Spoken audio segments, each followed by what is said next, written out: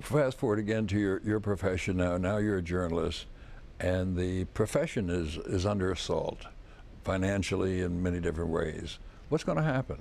I don't know. I actually am very troubled about the direction of the newspaper industry, especially.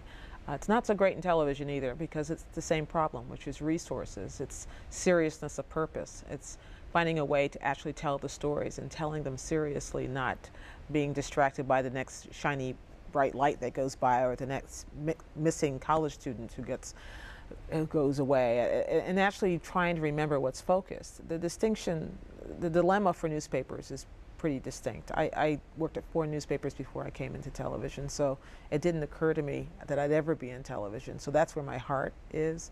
And to find that newspapers are now the place where they can no longer make the financial model work, that the classified advertising is no longer the engine it used to be because Craigslist has popped up, or that there is no way to tell a story because there's so many other ways to get stories. The problem with that is not that there's more information is good. I think it's great. There are lots of places for people to get information. But there's this huge blurring which is underway about what is information and what is news. And so if I turn on my home computer, I will find my home page will pop up and it will tell me the 3 most important stories of the day. And they might not be important at all. It might be about something that somebody said at a music video awards ceremony and everybody's talking about that. But is that news? There are more important stories. It's why I think public television has a niche, because it will always be a place where you know you can go and find it. And there will always be people who want to find it in depth. But there are so many ways to be distracted and to go off in other directions.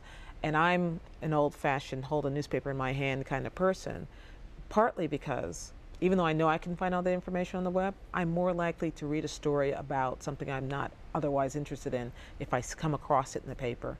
If I'm looking at it online, I'm just going to click on what I was already interested in. So that immediately shrinks my knowledge, what I'm capable of learning that day, and that bothers me. And happening to you, it's happening to all of us, and it really means a sort of dumbing down of the American public. And we end up going in search of sources that tell us what we know already.